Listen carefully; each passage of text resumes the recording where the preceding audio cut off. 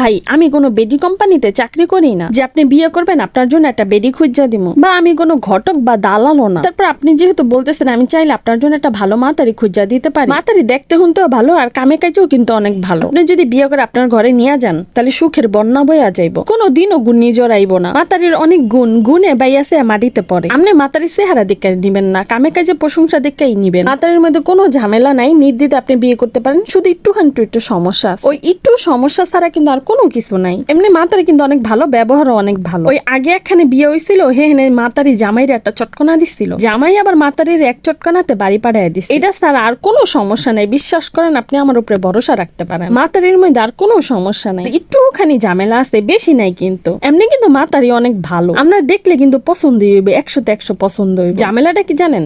একটা বাচ্চা আসছে, এটা কোনো সমস্যা না, থাকতেই পারে। বাচ্চাটা থাকা কি অপরাধ বলেন? বাচ্চা থাকাতে আপনার আরো সুবিধা হয়েছে, খরচ কম হইব, অল্পতে বাপ ডাক